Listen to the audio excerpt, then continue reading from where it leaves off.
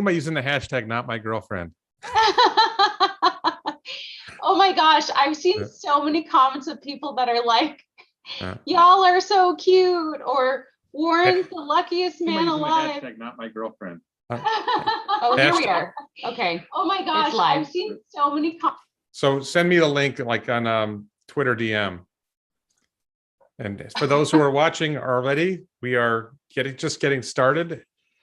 Ellie is learning how to do this. I'm yeah, and everyone is wondering who's Lauren Perot. All right. I just chatted you the live stream link. Oh, okay. Gotcha. Sorry, everyone, for the delay. I'm so new to this. I apologize. You're learning. It's a lot easier to go live from your phone when you're at, say, I don't know, a place like Starbase. If any of you guys caught that live stream, that was pretty fun.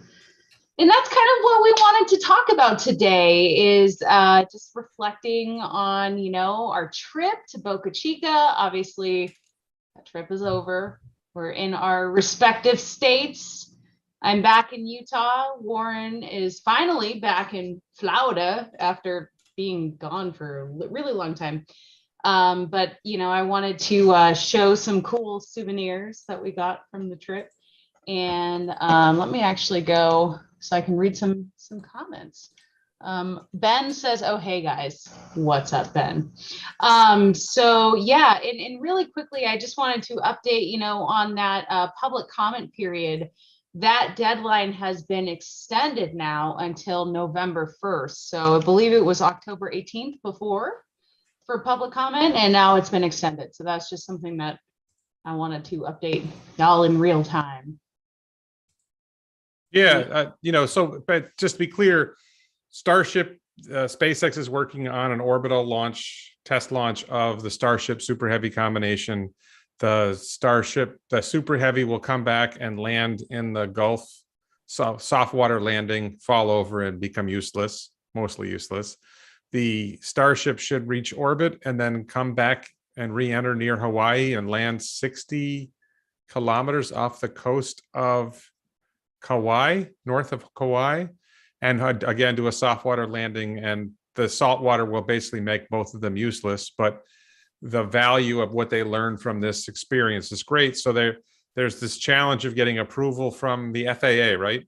Yes. Yeah, and so the FAA has kind of said yes, but there's this public comment period where people can comment and say what they think, and apparently there's some turtles or some other critters on the beach, and there isn't enough beaches in the world for all the critters, so we can't have launches anywhere. But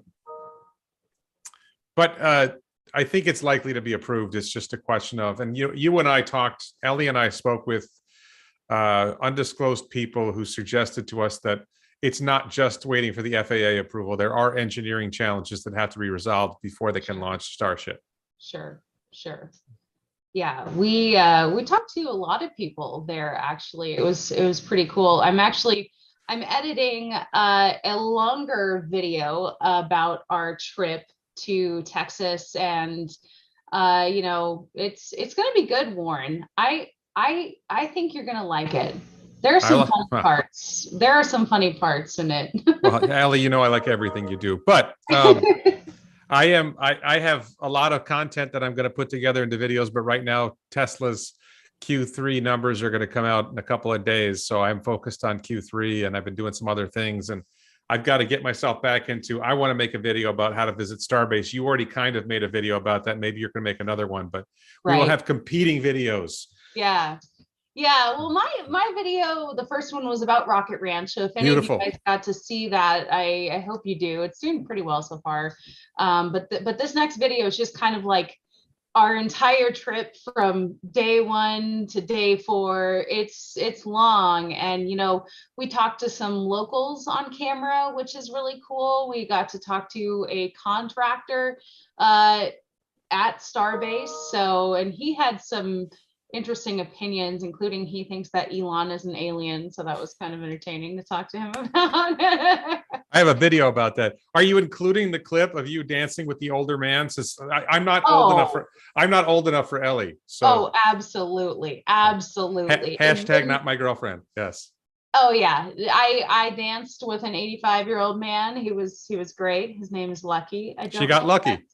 Yeah.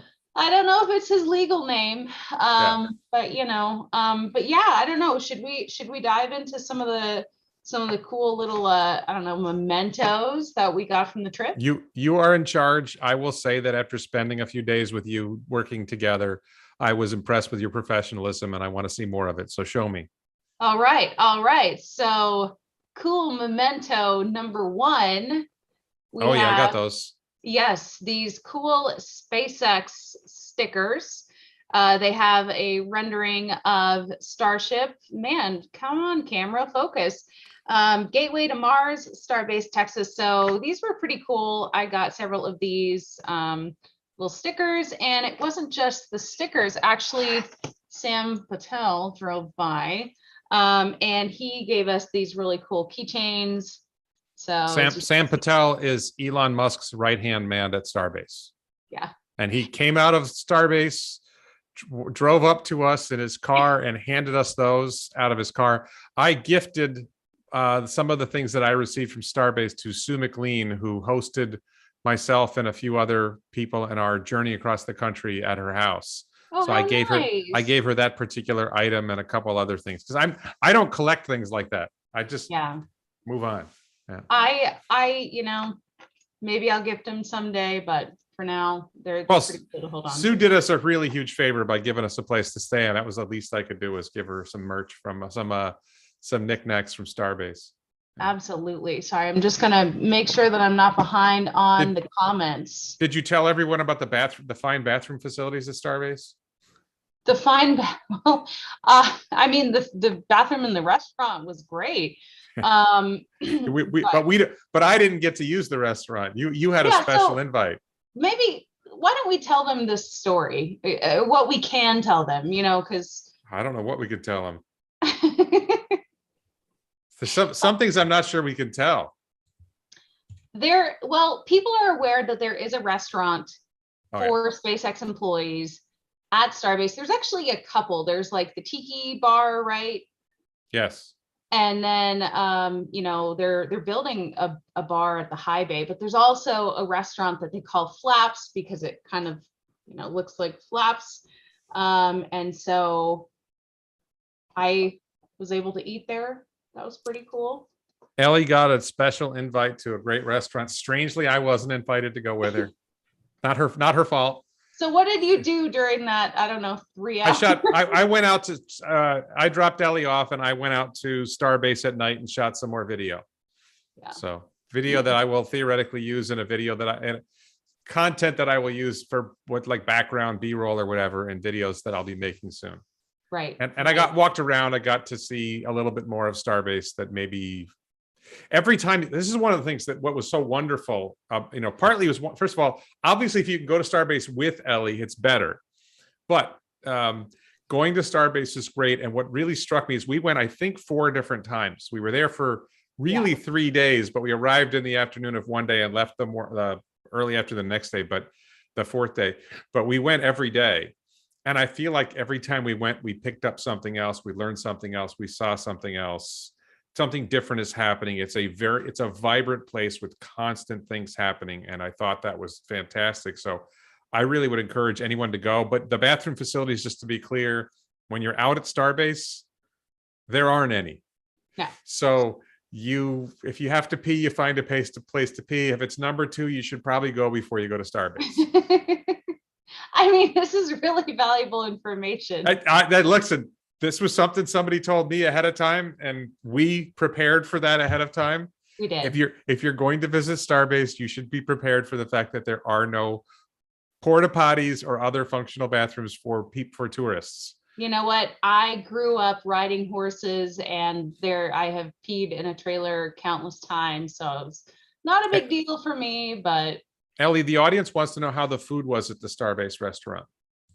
Okay, at Starbase or just in the one you went to. I think they're talking about the dinner you went to in the fancy place. This is the Starbase menu. Check it out. Restaurant at Starbase.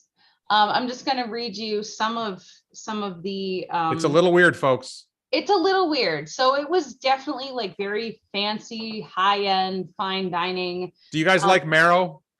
Yeah, well, let me see if I can find. I mean, it was wild. It was super wild. I wish you could have been there, Warren. I really do. So in the extraordinary category, they have this marrow runway, and it has beef carpaccio with marrow croutons, foraged cactus and fruit marmalade. Ask about the runway. So that's basically where you get this big old bone and you take a shot. Like, I've never seen that. Have you seen that at a restaurant? Is this a thing? No, I still haven't. Okay, because they were acting like this just happens. She's rubbing it in. I actually don't drink, so I did not partake in said activity. However, I was like, wow, I have never seen such a unique and creative way to take a shot. So that was pretty interesting. I think the favorite thing that I had, which probably wouldn't be really anyone's favorite thing, they had this cauliflower and green grape gazpacho. So it was like nice. It was a creamy chilled soup with crispy kale and oil. They really did a good job crisping that kale. She didn't even bring me leftovers, man. Oven dried grapes and toasted pine nuts. You know what? I couldn't even take pictures of the food. So let's be fair, I was dieting. Yeah, you were dieting. You were being your own complicated self. But the food was good. But you know what? I gotta say, I actually really enjoyed La Frontera better. So yes, we went to a restaurant called El Frontera, La Frontera. That's a thing we should probably talk about. If you're going to visit Starbase, there's a geography thing that we should cover, that Starbase is far from everything. Yeah. Starbase is it's like 30 minutes from the edge of Brownsville, but there's really not a lot on the edge of Brownsville. So if you're going to, let's say, stay in Brownsville, unless you're going to stay at Rocket Ranch, which you can watch Ellie's video about Rocket Ranch, you're pretty much more than 30 minutes from anything. Yeah. And a lot of people stay on South Padre Island, and you go 30 minutes out to get to the edge of Brownsville, and you go 30 minutes back to get to Starbase. So you're kind of removed from everything. Frontera is near that point where you turn around. We were staying on South Padre Island. We went out towards Brownsville, and Frontera was just a little bit past that point where you turn. Great Mexican restaurant, fantastic food. We experienced some great Mexican food and some great barbecue and some really nice live music establishments, both on South Padre and in Brownsville. We got to see a lot of it. Yeah, I mean, it's a great place just to vacation. I mean, even that family from South Carolina that we talked to, and you'll see them in my video that I'm currently editing because these things take time, but they were just there, on vacation. I mean, they obviously wanted to take pictures and see Starbase, but it's a great place to. That's the guy who knew my channel, right? Yes. Yes. Warren was recognized. I'm famous. Yes, I know you. Nice to meet you. He had a great accent. I'm not doing it justice. Yeah. Trying to think if there's anything else cool on here. Yeah, it was just such an incredible experience. Like I'm so glad that we got to go. And I was a little bit worried at first that maybe the weather would, hamper our trip, and it didn't. It was awesome. So if you do get a chance to go, again, it is kind of a haul to get down there. Yeah, I think we were really lucky. We were warned that it got buggy, but we did not really experience much in the way of bugs. No, I not think really. It was hot a little, but I don't think it was that bad. Ellie is hot not a little. Ellie is not used to I live in South Florida. I thought it was normal. Ellie thought, what? We got out of we came out of the airport, and Ellie was like, wow, this is humid. I'm like, no, this is just hot. This isn't humid. So it's funny because I've had a lot of people complain about, how much makeup I wear or whatever. By the way, I worked today, so this is why I'm wearing makeup. But that's work makeup. It was so humid there. Like, I was like, what is the point? So I was not adjusted to that humidity at all.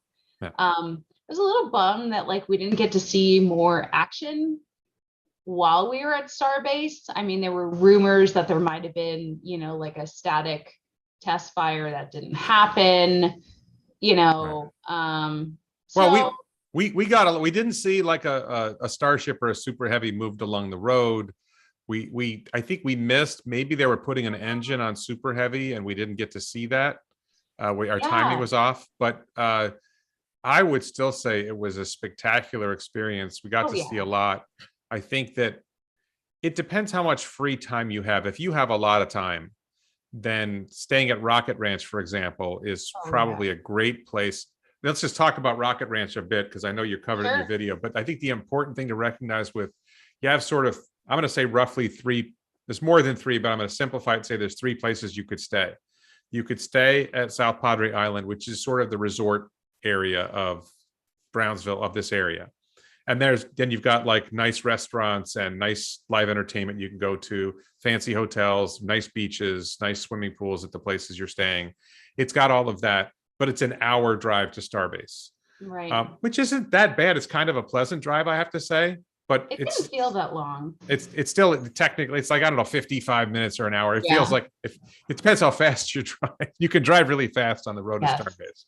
But the second option is to stay in, say, Brownsville, which is a little bit closer and probably less expensive. And I would say we didn't see a lot of Brownsville, but I kind of thought Brownsville was a nicer town than I expected. It wasn't as fancy as South Padre. It didn't have as much sort of like resort hotel type environment, but I actually thought it was pretty good.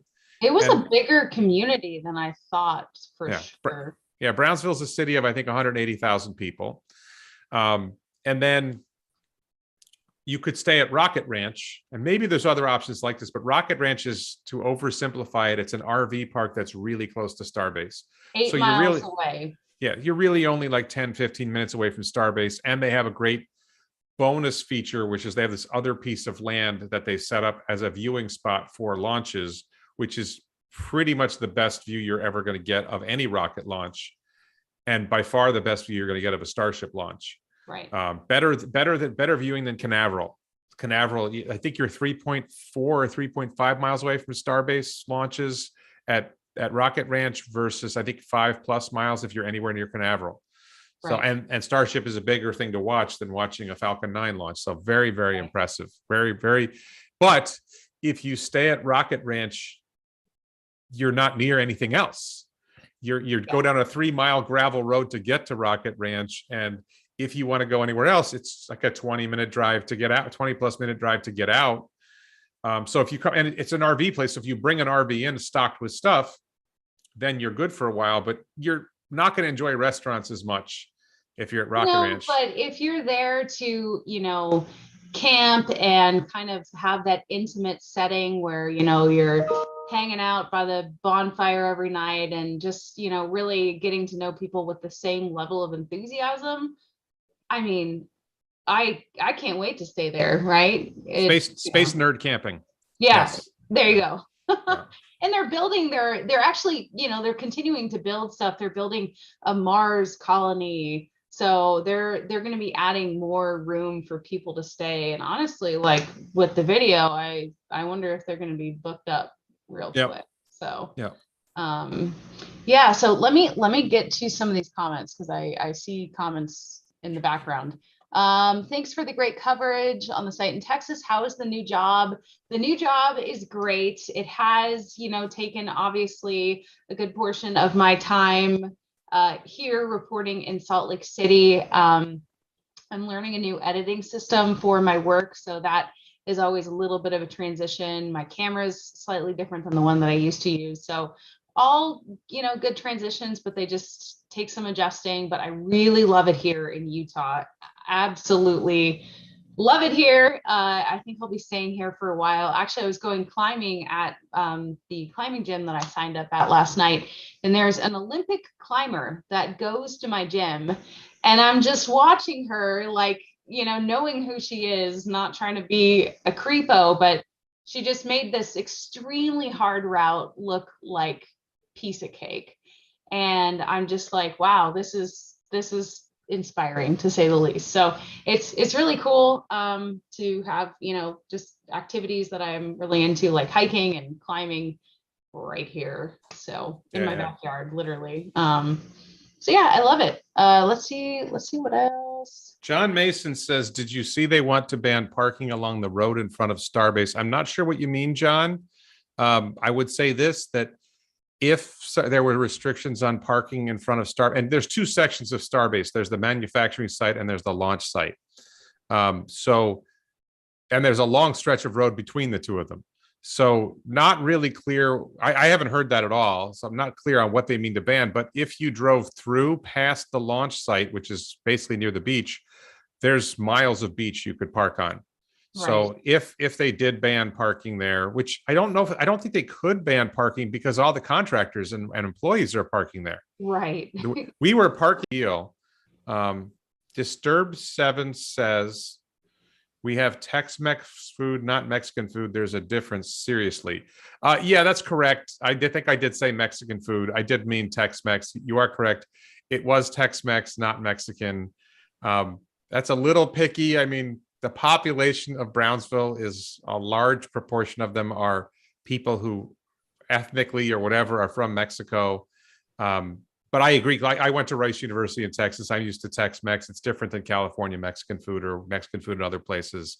And this was genuine. And this is genuine Tex-Mex. So a good point, Disturbed 47. I apologize for saying it wrong. And I want to just shout out real quickly, Planeta Tierra. And also, let's see down here, Johnny Spacer, soon to be at Rocket Ranch. Hope to run into you all. I know that Warren and I both really want to go there for the Orbital launch, whenever this may be. Probably not until what? Probably not until 2022, right? Like, I think there's an outside chance of December. I think that it won't happen before December. It seems unlikely it will happen before December. I've heard different things. My impression from our conversations there and everything I've heard is December is still in the window. So I think we will know more. The fact that you just mentioned that they delayed comment period to November 1st. If you figure they're going to take at least, if they're going to take at least 30 days to review the comments, which is probably more than that, that pushes you into December already. And then we don't know the extent of the engineering challenges. I believe the only engineering challenge that seems obvious is what challenges they're having with the heat tiles. But there probably are other engineering challenges that they're working on. Right. But, I mean, going there every day, we did see changes every single time that we went. So even though there wasn't, crazy action while we were there, changes every day. Now, let me just address this as a question. It's a great question. Lab Living Entertainment says, how loud is the launch from that location? Rocket Ranch requires you to wear ear protection. I don't think the launch is too loud if everything goes well. Right. But if something blows up, you're going to want to have ear protection. And beyond that. Yeah, and they do have, a plan. If you watch the video, they have, an escape pole, and then they have that big box for people to. They have a shipping container that it was going to use for a museum, and if there is a bad incident, they want everybody to go in the shipping container. So if parts fall on the property, which is unlikely but could happen, then you want to be inside the shipping container so you're safer from parts falling. And he said, they will be using that shipping container as like an art gallery with local artists. So that's kind of cool. But yeah, so that'll be like, the other use for shipping container box. It's been a long day. The words escape me sometimes. I also saw someone comment up above there, was there Starlink at Starbase? We didn't see, actually, we did. We did in Boca Chica Village, but it was also at Rocket Ranch. Rocket Ranch had Starlink, and Boca Chica Village we saw Starlink. Yes, where the employees live. So yeah, Starlink has graced its beautiful presence in Boca Chica. Let's see. Mitra Date says Ellie Elon broke up with Grimes. Ellie was hoping to get an interview with Grimes. Maybe she's more available for an interview now. I don't know. I mean, I was really hoping to get an interview with Elon. Yeah, so was I. So we both were. Love Living, thank you for that generous donation. I appreciate that.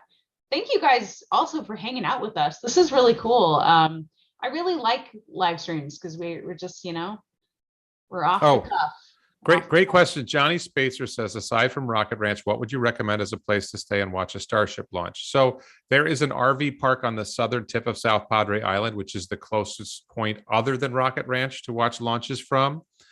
There's a hotel called Pearl, I think, or Sapphire. So I think there's a part of it that's called Sapphire and part of it called Pearl. That is that's fairly close to the RV park. We stayed in a condo complex that was also pretty. I mean, you want to stay basically close to the southern tip of the island.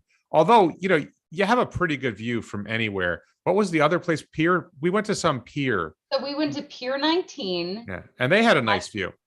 They had a nice view, but it might fill up kind of quickly. Also, Isla Blanca State Park. That's the RV park. Yes. Yeah, that gets extremely full. You can walk in there for free, or you can get like a day pass, which is like $12. Yeah, just to be clear, South Padre Island is a spring break destination. So there's a lot of hotel rooms that are often not used because there aren't that many people vacationing in South Padre on various points in time. So now it may be let's say the launch happens around Christmas. There might be a lot of people at South Padre around Christmas. That is a popular vacation time. But if the launch happens when it's not a vacation time, there's going to be a lot of rooms available on South Padre Island. I suspect that there aren't many rooms. I don't know what's going on. There's so many people from SpaceX working there. I don't know how much of the space that they're taking up, but it definitely seemed, I think you would agree with me, the condo complex we stayed at seemed pretty empty. Yeah. Oh, absolutely. Yeah. Which I liked where we stayed. It was pretty nice. I just want to shout out really quickly, Lin Yen Chin, Ellie, the space rock climber. Thank you. May you dream of giant robots always. I like that. And then Safe Moon James showing some love. You're both amazing. You're amazing. Thank you so much for, tuning in, and we really appreciate it. We just wanted to kind of touch base after just such an awesome trip. I mean, I feel like I've thought about Starbase every day. I will, tell people about the trip, and I'll show them my screensaver, which we got pretty close. We got lucky there. And I also, Warren, wanted to show you that I made a shirt, Ellie in Space. So finally got that in the mail. I wanted to get it in time for our trip. Yes, Warren has his own shirt. So ElonBits.com. Hey. We're just on that merch bandwagon. Let's see if there are more questions. Warren, are you excited about the Lucid Air entering customer production? So that's not really a space question, but no, I'm not excited about it. They haven't done anything yet. They're producing vehicles for themselves. When they deliver vehicles to customers, we'll see. I think I'm actually working on a video.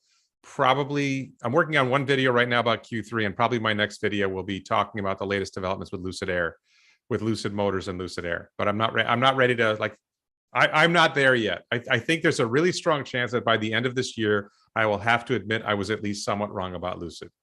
But I'm not going to say I was completely wrong about Lucid. We'll see what happens. Is it hard for you to admit that you're wrong? No, I just I think that they've crossed a couple lines that are promising, but they have a long way to go. And a lot of my criticisms relate to them having a long way to go. And we don't really know how good the cars are yet. So. I also see sometimes I read Ellie from SpaceX instead of Ellie from Space. That makes me laugh because I feel like a lot of people think that I work for SpaceX. I do not. So you wouldn't mind? I wouldn't mind, but if I did, I wouldn't be able to do the YouTube. And I honestly have so much fun doing the YouTube. Also the hours people show. This is one of the things we picked up in our visit to Starbase, that the contractors are working 12 hours a day, 7 days a week, and the employees are working more. Yeah. So there are employees. So the contractors are working. Think about that: 12 hours a day, 7 days a week, and they're getting paid, and they're getting overtime, and they're happy. Right. But they are working hard. And then the employees, some of them 16, 18-hour days, 7 days a week. I think some of them who have families are probably working a little bit less, but this is one of the things that I think for me was the big wake-up call. I saw it at Starbase, and I feel it back about Tesla as well. They're on a mission, right. and they are innovating with extreme urgency. Elon's line to everyday astronaut Tim Dodd, they have to innovate with extreme urgency. If you have a company that sees itself as on a mission and motivates the employees to pursue a mission, and going to Mars is a spectacular mission, right? Yeah. Then you get great things happening out of that effort. I would encourage people, you interviewed Eric Berger, right? I would encourage people to read the book Liftoff by Eric Berger. SpaceX has been on a mission for a long time. And the fact that they are able to get employees to sustain really, really high levels of intense, productive work for years to accomplish great things is a spectacular thing. You see the same thing with Tesla. I was at the Plaid event. I got to meet some Tesla employees there. Elon has identified missions that are really, really important, that it's really easy to sell to employees who are then willing to work incredibly long hours for the mission. And they're rewarded for it. They get paid fairly well. And in particular at Tesla, they get stock, or stock options, which is considering what's happened to Tesla stock in the last few years, it's stunning. I will happily say I bought a lot of Tesla stock fairly early, and I'm very happy with what happened. But if you were an employee, the potential to buy Tesla stock is great. So they motivate them. Elon motivates them. They work incredibly hard. They accomplish tremendous things. I think Ellie would say the same thing. Just going to Starbase and seeing how much is there, and you realize that almost none of it was there like a year or two ago. It's how wild. Spectacular it is. Did you invite Angelica to join us? No. Who's that? I have no idea how you got some. You might want to remove her. I don't have authority to remove her. You might want to remove her. I don't know. How would somebody else get that link? I don't know. I think you might want to. I don't know who this is. Who are you? Oh, he's gone. I'm sorry. I've never had that happen. I've never had that happen either. That's different. I have no idea what. Okay, this is my mom's Zoom, so perhaps I don't know. Okay, moving on. Sorry about that, Angelica. I do not know who you are. Was there cell service at Rocketry? Yes, we had great cell service, or pretty good cell service. We live streamed from there, so it was pretty good. It's weird. Our first day of live streaming, it was great. And then the second day, I watched it back and it was so pixelated. So I'm sorry about that, you guys. Yeah. It was tough. Zeke says he tried to stay at Rocket Ranch 3 weeks ago when he went to Starbase, but he couldn't get a spot because it was fully booked. You definitely want to contact Rocket Ranch well ahead of your trip and seek space. I think if you bring an RV, it's probably easier to get space at Rocket Ranch than if you want to use the space that they have. Right. I'm sorry. It's okay. I don't know who that is. And Lin Yan Chin says, unless Elon selects the tireless OCD perfectionist Titans, then he won't have fear of fatigue-based error. What we noticed, it seemed to us, in our brief time there, I think SpaceX hires a lot of veterans. I think Tesla might also do this. And veterans are people who are used to working long hours on a mission that they really think is important. And they're used to doing it for low pay. So doing it for SpaceX and high pay is very appealing. And I think particularly veterans who yearn to be back in that mission-focused environment, it's really an attractive proposition. So one of the things that I don't think Elon gets enough credit for is the extent to it. And actually, when I was at the Plaid event, I was in a conversation with a high-level Tesla employee and a guy who works with helping veterans get jobs. And the high-level employee was like, well, this is what we need. If you have anybody like this, they love hiring veterans. And there are a lot of businesses that are hesitant to hire veterans. SpaceX and Tesla love hiring veterans. Absolutely. Johnny Spacer says, I am a veteran. Johnny, we thank you for your service. That is awesome. Long hours for little or no pay. Go vets. I mean, these people are so dedicated. Like, honestly, it's inspiring, but also something that I just don't think not everyone is cut out for that, right, Warren? I mean, do you want to work 18 hours a day? I like to think that I would for the mission. I like to think I've never had the opportunity. I've never been involved in it. I mean, I work a lot. I don't really take a lot of breaks. I mean, I have free time, but I've been on call 24/7. Well, not 24/7, not when I'm sleeping, but I've been on call when I'm, since 2003. I've basically been on call since I started my own business. I think when you start your own business, you work, it's when you have stuff that has to get done, you work until it's done. Right. And I think I like to think that I would thrive in that environment. I don't have the skill set. I don't think they need a YouTuber or a lawyer working at Starbase. They need engineers and people who are good at putting stuff together. And that's probably not my strength. People ask me if I would go to Mars. I would be interested in going to Mars, but I'd be the guy they'd use to plug the leak. Wait, we got an air leak. Stick Warren in it. Oh, that's great. Yeah, when I interviewed you on Scene there, you said you don't think that they need a lawyer or a YouTuber on Mars, which at some point they will. Yeah. But will we be alive? Not the first few years. Yeah, not the first few years. Yeah. And there's I saw you a couple times get very emotional. And even when we were talking to Anthony Gomez out at Rocket Ranch, I still haven't seen a launch in person. I know, gas, shock, crazy. I need to do this. But you haven't lived close to launch sites. No. I live 2.5 hours from Canaveral. I just drive up. I've driven up 6 times to watch launches, and I've seen 2. Now imagine you flew to Canaveral to watch a launch and it didn't happen. You'd be pretty disappointed with that. Right, for me, it's just a drive and I hang out. And usually I think a couple of times I met people there. Right.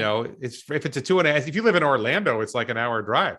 So if I can talk Ellie into moving to Orlando eventually. I feel like a lot of people that have seen launches, though, they are emotional about it. And it's very, it's a very special experience for them. And then just talking about this mission of getting us to Mars, it's you feel emotional about it. Yeah, the knockout for me was watching the 3rd Falcon Heavy launch.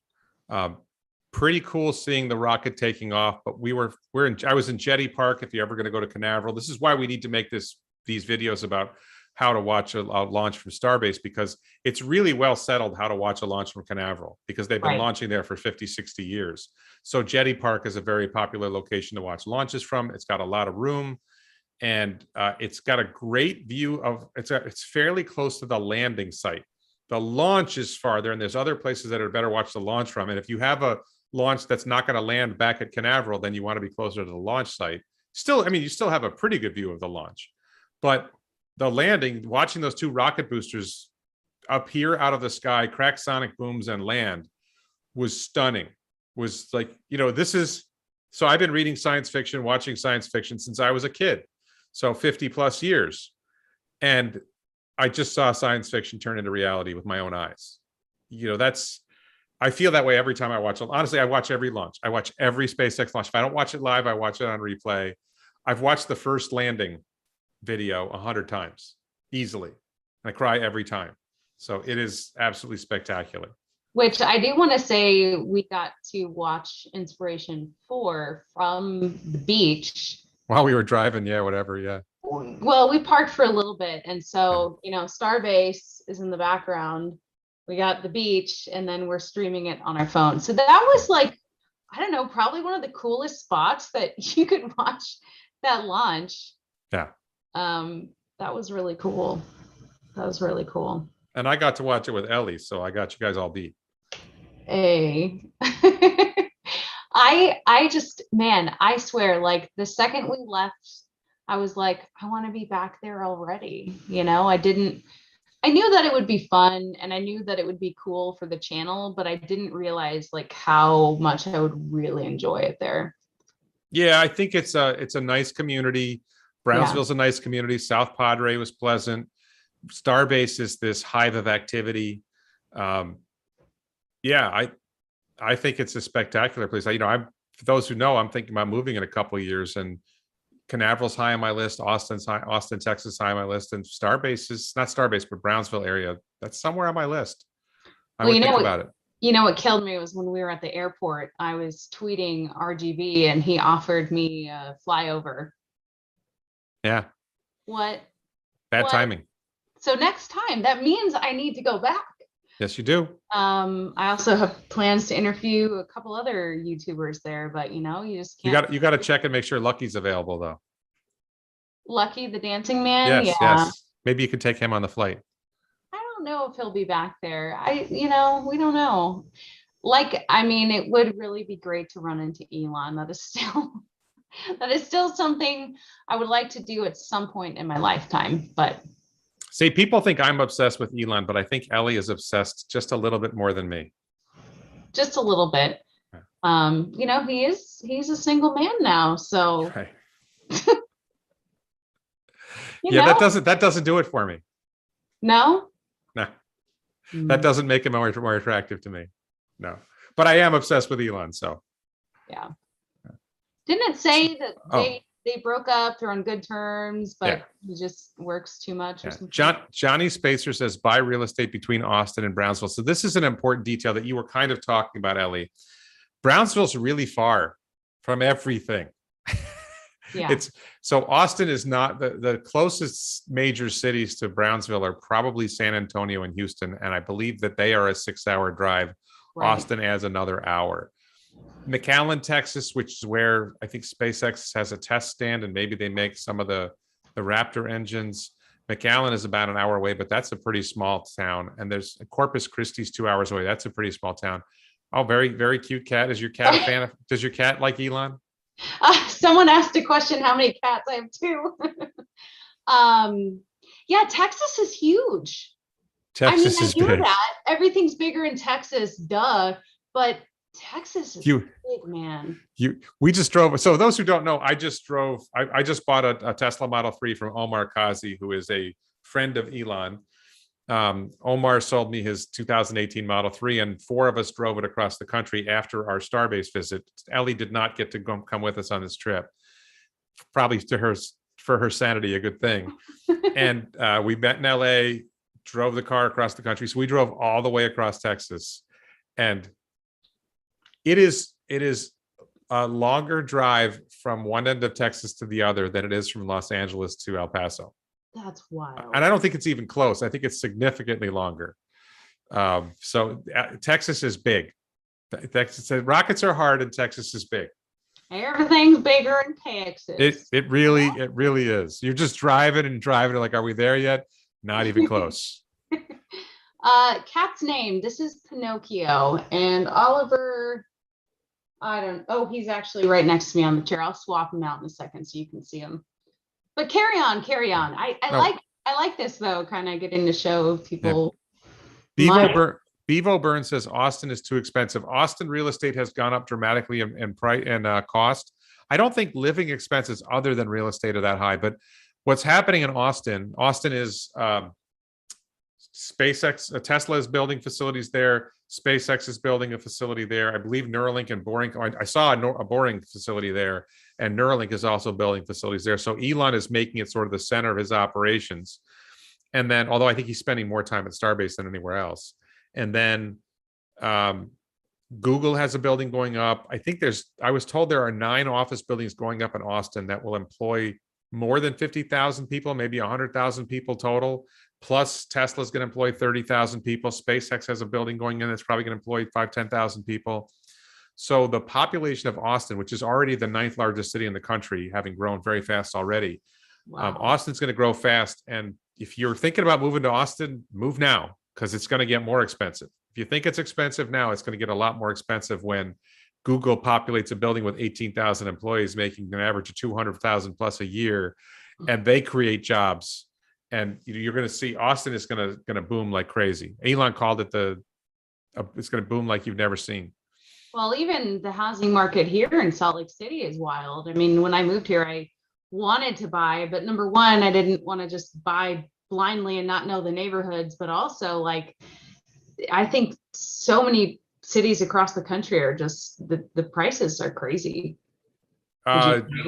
Yeah, I mean, where I live, our house is up 50% on where it was 2 years ago. Oh my But God. I think that's a longer conversation that we probably want to have on this channel. But I think there's a lot of reasons why it's happening. I don't think it's just people moving there. I think it's uh, I personally think the Federal Reserve is printing money. Oh, Mitridate asks a great question. Warren, did you stop at a Buc-ee's? I was actually wearing my Buc-ee's t-shirt. A t-shirt I bought at Buc-ee's. It says "Come and take it." It's not a Buc-ee's t-shirt. I have fudge downstairs that I bought at Buc-ee's. Nice. Buc-ee's, for those who don't know, is a gas station chain of spectacularly large gas stations. There'll be like 100 pumps, and there's a monster store inside where they sell all kind that has the best bathrooms you've ever seen in a gas station. I've never heard of it. Buc-ee's. Buc-ee's is spectacular. It's sort of like a cross between a nice gas station and a Walmart, but Okay. nice, but nicer bathrooms and they sell a lot of their own stuff, and they have like a fudge counter, and they have like a jerky counter. They just have this like crazy volume of things and t-shirts and all kinds of stuff. And you fill your tank. While you're filling the tank, your family goes in and shops and goes to the bathroom. When you're done, you park, you go in, you buy snacks, you buy food, you buy t-shirts, whatever. And it's very, very popular. Apparently beaver nuggets what are those? I did not try the beaver nuggets. I'm not sure what they are. I suspect that they're really chicken nuggets, but maybe they're actually using beaver. I have no idea. Oh, Samsung, Mitridate says Samsung is building a $17 billion chip fab northeast of Austin. There is a tremendous Crunchy Shad TV says Warren is in love. Can't blame him. I am in love with Ellie, but I believe that she is maybe not interested in me. So I have accepted that, and I'm prepared to move on. Yeah. But we're working on a little side series that. Yeah, fit and flirty. Fit and flirty. We're gonna do a series. We're gonna do a series where Ellie helps me get fit, and I flirt with her. And she how is your diet going? I haven't checked my weight since I got back. I lost about 10 plus. I think I lost 15 pounds by the time I saw Ellie in South Padre, and then on the drive across the country, I think I gained 5 back because it's just not convenient. You can't. Did you? Yeah. You were doing so good. I'm back at it. I did skip lunch today. I'm back at it. Intermittent fasting, low carb. I'm working on it. This guy was hardcore. I'm over there like, I'm hungry. Yeah. This is Oliver, by the way. Let's see. I've had alligator strips in Branson. Ooh, have you had alligator before, Warren? I've seen alligators. You've seen I live in Florida. Yeah, you haven't tasted them? Not that I recall. This funny thing, I have a friend who says this, if somebody says you should try alligator meat, you should try snake meat, and they'll say something like it tastes just like chicken. Well, you know what? I'll have chicken. Yeah. I like chicken. Yeah. Why do I want to eat this strange meat? I'll just eat chicken. I'm good with chicken. Let's see. Fit and flirty. Lucky Green says fit and flirty. Yeah. So I think, if I could be a personal trainer in another life, maybe I would be. And so Warren's letting me live out that dream. It's just an idea I had that Ellie is in tremendous shape. If you watched it, she crushed me at a pull-up competition. So Sam Lee says, Warren, bet you can't do 2 pull-ups. I think I strained an abdominal muscle doing those pull-ups. That should say that pull-up. So we'll see. So Ellie's going to help me get in shape, and I'm going to flirt with her, and she's going to shut me down every time. That's the plan. And then I've told her at the last episode, she has to kind of give me maybe some sort of positive reinforcement so that can justify the next season. That's but also, I think a lot of people are curious maybe about, what works for you to lose weight. I mean, you've lost some weight, and everyone's way of doing that is honestly different. And not the same thing works for everyone, but I think hopefully we can help people that might be curious, because you said that you've had many times in the past where you tried to lose weight, and this way in particular of kind of that intermittent fasting has helped you a lot. Yeah, I would say over the last 10, 20 years, I've gone back and forth between 190 and 230. And Fortunately, this time I stopped myself before I got to 230, and at 220 I started dieting. And I do a combination right now. I'm doing a combination of intermittent fasting, low carb, and portion control. And I think it works really well. We'll see. Yeah, but I think it's, yeah, maybe we could talk about diet a little bit. We can talk about that. I was hoping we'd do more flirting, but Oh my God. but you know, we would do, she would teach me an exercise, we would do some kind of competition. I think I could take her at bench press. I think you probably could. But you know, you got to be good at pull-ups for climbing. I mean, that is, I honestly feel like I should be able to do way more than I am, but lately I've been experimenting with weighted pull-ups, so that I was surprised I could even do. Yeah, that's actually, I think that's actually Ellie's biggest reason why she's not interested in me is I don't climb, and I won't climb. And of course there's all the other factors of but I'm telling myself it's because I won't climb. Yeah. That's it. That's the only reason. Yeah. That's it. If you climbed, you know. No, not going to happen. Let's see. How tall are you guys? What a random question. I am 6 foot. I am 5'9". It's funny, you know, I found an article about, you know, because I'm on TV too for the news and whatever. And there's this article about, you know, Eliana Sheriff bio, her stats, her net worth. Well, it says that I'm 5'6", which is not true. And I'm here to set the record on that. I'm 5'9". And it says that I have an estimated net worth of $1 million, which is also congratulations. not true, which is also really not true. So I don't know who's writing these things, but they need to get some fact checks. I need a page like that. Somebody asked this question. How and Dog asked, best diet for me is to not eat if you're not hungry. So I actually find this is the portion control. For me, this is the portion control challenge. Is the way I was taught portion control was you stop eating when you feel full. And the problem is if you're doing low carb, you tend not to feel hungry at all. And if you're fasting, there are times when you feel, and I think you have to force yourself to eat, to not, you have to eat something. Maybe I'm wrong about this, but I feel like you have to eat something. If you don't eat enough, then that might create its own set of problems. So I don't think it's so simple as to not eat when you're not hungry, because then you might not eat enough, and you do have to eat enough to be healthy. I mean, you can disagree. I don't know if you disagree with me on that, Ellie. It's a challenge. Ellie doesn't have to worry about it because she's in such phenomenal shape. She can eat whatever she wants. I mean, I feel like it is good advice to not eat if you're not hungry, because I think so many of us fall into the I'm bored, or maybe I'm driving across the country, or I'm stressed, or I'm bored, and we're not listening to those real honest hunger cues. You know, something sounds good, there's food at work, you know, whatever the occasion is. And so it can be tough if you are trying to lose weight too. I just feel like for myself, I don't feel like my body sends consistent signals. And so it's really hard for me to do it that way. This is kind of an off question from SpaceX, but he says, how do you think Tesla would be affected by the Chinese coming collapse? So I am not convinced that China is facing a coming collapse particularly. I think that there's a real risk of a collapse global of all kinds of economic collapses. But I've been saying that for like 8 years now, and I've been wrong for 8 years. So I'm kind of like Chicken Little.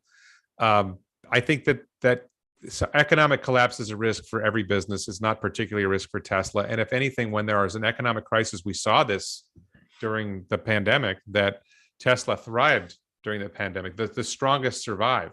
So I don't think that's a particular, any kind of economic situation is a particular threat to Tesla. Tesla will thrive in any situation compared to its peer companies.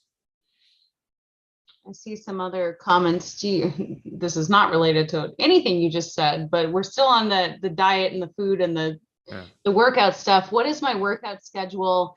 It's kind of shifted a little bit now that I'm here in Salt Lake City. I have a state-of-the-art climbing gym that's 6 minutes away. So I am climbing probably at least 5 days a week.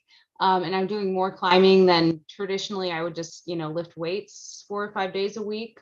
So because the only way to get really good at climbing is to climb. I mean, there's supplemental strength training you can do, and you should, but just having access to a gym like this for the first time in a long time, really, I'm spending a lot of time climbing. So, and then do you still eat sweets or sugary things? I have the biggest sweet tooth.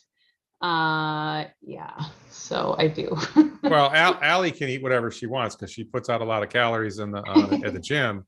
Not I, whatever. I try to eat no sweets and no carbs, but I did buy fudge at Buc-ee's. I was gonna say, when you said you got fudge, I'm like, hold the phone. I live in a house with other people and I bought it for them. And every once in a while I cheat a little bit and have some fudge. And I have to say, Buc-ee's, you do a really good job on fudge. Little tiny pieces though. Was it hard to watch me eat that banana pudding at, what was that? No, it was not. What was that place called that we went to? That wasn't Frontera. Was that the barbecue place? No, the barbecue place. It was not hard. No, when I'm in gear on my diet, it's not hard to watch other people eat. Rudy's. Rudy's. Yeah. It's never hard to be around you, Ellie. Rudy's was really good. Let's see. Audio fading in and out. That should not happen. Your mic is definitely inconsistent. I can hear it, especially at the headphones. I can hear it well. I wonder if it's because if I cut you off. No, I think it's not something quirky with your mic. Yeah. It's all my fault. Hopefully I can figure that out. Okay. Hey guys, when are you doing a comparison between old space clean room construction and SpaceX building rockets outdoors? That's a really great question. I don't feel that I know enough. What I would say is that I don't think it's specifically about clean room versus, I think the clean room is really for the satellites rather than for the rockets. The satellites, especially if you're sending something to Mars or to the moon and you're trying not to introduce bacteria to the environment, and that's going to confuse people about whether it was really from the moon or not. I don't think that clean room is the right term for typical rocket construction. I don't think that's what's happening.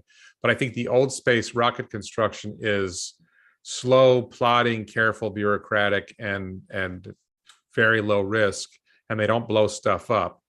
And SpaceX approach is we'll build it out in open space. Everybody can watch it. And, also old space is like, let's hide it behind walls, and we don't want people to see what we're doing. And to some extent, SpaceX does that. They have tents where they're doing some of the construction, but they are building stuff and breaking stuff. And the way you get better is figure out what failed and then do it again by fixing that. So I don't think it's so much about clean room as the issue, because I think clean room is like really like the satellite itself that you're launching may need to be extra clean. The rocket doesn't need to be especially clean, but that huge difference in the way SpaceX does things. Again, read the book Liftoff. This is covered in the book Liftoff. We listened to the audiobook on the drive across the country. I haven't finished reading the whole book yet, but yeah. Highly recommend. Eric was such a great interview. Yeah. Really, really wish I had more time to talk to him. He's like one of those people that you can just talk to forever. Maybe not forever, but I had a lot of questions. I didn't have enough time to ask them all. Let's see. Elon should make Ellie a Mars astronaut. Would you go? I would not want to be on the first, couple batches of people. Well, let me frame it this way. For those who don't know this, a trip to the moon or going to low Earth orbit, 3-4 days, you could even do it in one day. A trip to the moon is probably a week. A trip to Mars is 6 months to get there, 18 months waiting for the chance to come back, and 6 months back.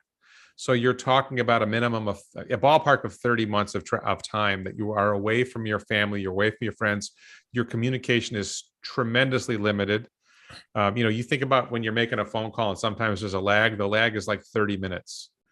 You can't really have a conversation. The bandwidth is probably fairly low, so it's going to be it's for special people. And even when we have a Mars colony, physics defines this. This isn't a question of like, well, when we have better technology, Mars is going to be a 30-month trip, and maybe they'll get it down to a 24-month trip, but probably not. It's probably going to be 30. Yeah, they may get it down to a 24-month trip if you're lucky, if they can get there in 3 months. You're still got to wait 18 months for the planets to get back in alignment to be able to call it's called a transfer window or something. home and transfer window. I don't know if I've got that right. So it's a really long trip. It's for people who are really committed and really willing to take that big step. Kind of like if you go back to the 1500s or 1600s and people were leaving Europe to come to North America. And I applaud like anyone who's brave enough to go, but honestly, if I were to really think about it, I'm not sure if I could do it. You know, I just feel like. And I think another thing is, you have to be the right kind of person to go on this trip. There's somebody that I talked to who I would say was very clearly an alcoholic and wanted to go to Mars. And like, well, I don't think they want to put alcohol in the, they're not going to put as much alcohol as you're going to need in the payload for as much alcohol as this person would need on a 30-month trip. They're not going to stow that. They're not going to be able to carry that much. And it's probably going to be hard to make alcohol on Mars. So, but it's also just a thought experiment for us, like it's so unknown and so foreign that we don't even really know what we're talking about or what we're, you know what I mean? Like, I just feel like it would be so overwhelming and so ungrounding. And so unless it's, a very fine-tuned system, I just don't, I think. Let's put it this way. There are roughly 8 billion people on Earth, and Elon wants to build a colony with 1 million people. So if it was 8 million people, it would be 1 in 1,000. So you only need 1 in 1,000, 1 in 8,000 people who are willing to go. So it can be a very rare person who's willing to go and qualified to go and still be able to do a 1 million person colony. But the average person you meet is going to say, I'm not doing that. That's, I have people that we've asked. I have kids that I, want to stay in touch with. And I don't want to be separated from my kids for 30 months. Right. So but there are a group of people who are that adventurous. There are people who might take their kids on a trip like that once, it's safe. It is home and transfer window. Thank you, John Bender. So, but it is a very special, there are people who say they would go to Mars, but when you explain the 30 months, even the risks, like the dangers, they're okay with, but wait, I got to be away for 30 months. That's hard. And somebody says, James Calder here says, forget Mars, establish a presence on the moon first. I think people don't appreciate how important it is to go to Mars and how going to the moon doesn't get you that much. It's not like you go to the moon and then you go from the moon to Mars. If you're going to go to Mars, you're going to go from low Earth orbit. There's not a lot of advantage. I do think we should go to the moon. I do think we should establish a base on the moon, but going to Mars is so much bigger. It's so much more important. And going to the moon doesn't make that better. Right. People don't get that. Right. Joker Car says there are about 3 or 4 billion people on Earth. Joe, there's over 7 billion people on Earth. Google it. Doesn't Justin Bieber say that in one of his songs? I think he does. So, maybe that's the quote. If he said it, almost 8 billion, says Robert Rice. Yeah, 3 to 4 billion sounds a little small. I thought there was like 7. Bevo Burns says, I watched Total Recall enough to talk me out of a trip to Mars. Total Recall, I don't know if you're talking, I think there's a remake, but the Arnold Schwarzenegger version of Total Recall with Sharon Stone, that is a spectacular film. It may not be completely realistic, like most science fiction movies, but fun to watch. And Johnny Spacer says, Moon gives us practice for Mars. Yeah, kind of, maybe, but we could just go to Mars. We can practice Mars by going to Mars. 2024, maybe 2026, we send an uncrewed mission to Mars. Maybe we send 3. Send the robots first. Send the Tesla bots. I think it's very likely that bots will be, assuming that we get bots to work, that bots will be sent to Mars. Are you excited about Tesla bot? Yes, I don't think I fully wrapped my head around Tesla bots. Thank you, Scott P, for the support for Ellie's channel. Thank you, Scott. I don't think I fully wrapped my head around it. I think it's a big topic. I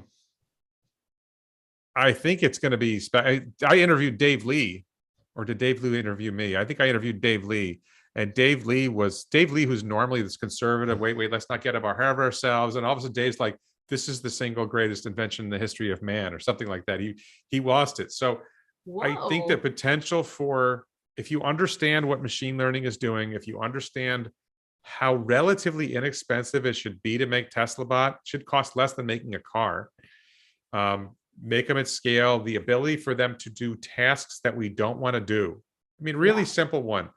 My mom's in an assisted living facility. There are people in assisted living facilities who make messes that you would not want to clean up. Having a bot do the cleanup instead of a human makes everyone happy. There are lots of tasks that we could hand off to bots that people don't really want to do. Boring, repetitive, dangerous tasks. Roofing, putting roof, going up on roofs. If we could have bots do roofing tasks, save a lot of lives. So there's a lot of potential for them to make life better in a lot of ways. And people fear them. I don't think they're anything to fear. People fear they're going to take our jobs. They're going to take the jobs you don't want to do. So really good. Well, the good news is that I can still out deadlift a Tesla bot. So, if they go haywire, I think I can, She could probably also out deadlift me. I don't think she could deadlift me. What's your deadlift? My max is 260. Oh, she can deadlift me. All right. I might be more awkward though. Can you put me on one of those steel poles? And I get skewered. She could deadlift me. But no, I thought it was cool reading kind of the specs about, how strong this thing really is, how tall it is. Just it's weird to think about. And it's slow too. Yeah. It's slow. So you can run away from it. You can knock it over. Yeah. For now. But be nice to them because at some point they're going to get better than us. Did they have like a cost estimate on Tesla bot? No. But I will just say, if you figure that a Tesla Model 3 costs, let's say, $40,000 and weighs 4,000 pounds, I'm not being perfectly correct, right? But the Tesla bot's going to weigh 125 pounds. So there's a lot fewer molecules in a Tesla bot.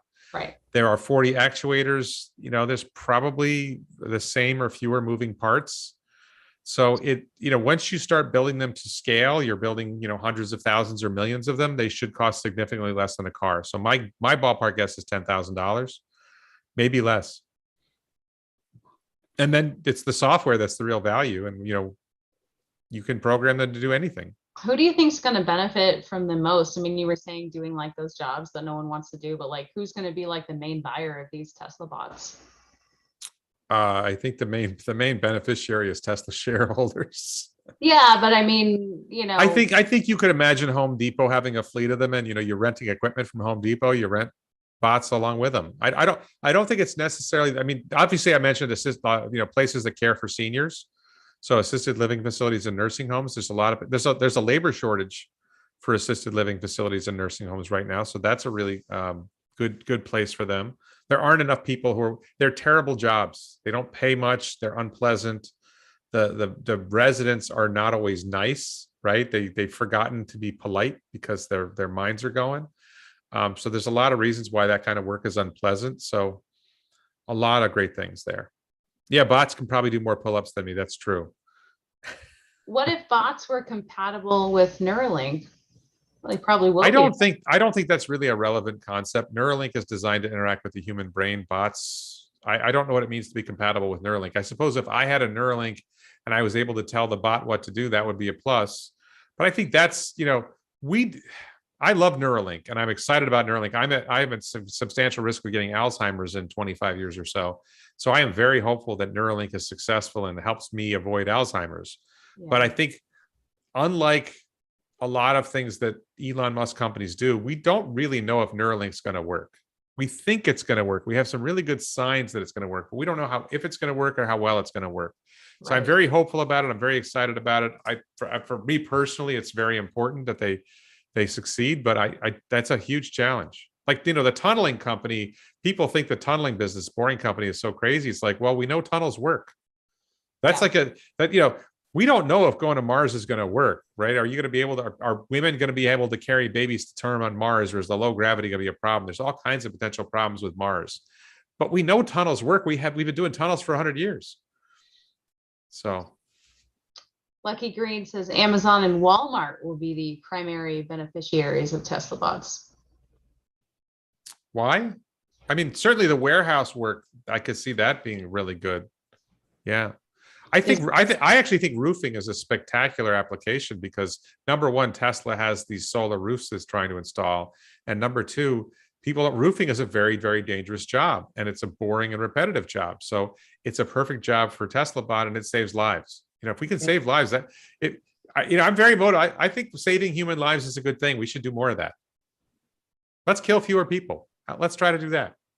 Well, I mean, you just released a video about FSD with that topic. Oh, yes. And ASR James says Japan. Japan definitely has a labor shortage. So Tesla bots could be really helpful in Japan. I agree with that. Any country that has a low fertility rate, I could see Tesla at low population, low fertility rate. So a lot of European countries, maybe it can be very useful in those countries as well. Right. Lin Yan Chin says tunneling will help for radiation on Mars. If you haven't seen it, Elon just did an interview with Kara Swisher. If you search YouTube for Elon Musk, Kara Swisher, she asked him about whether you need to be underground on Mars. And Elon said, no, you need a structure and you need 3 feet of dirt on top of it. So you don't have to tunnel that deep to be protected from radiation on Mars. And half the time, the radiation is coming from the other side of the planet, and the planet shields you. So it's not quite as bad as people think. I still think tunnels make sense, but Elon seems to think they're not necessary.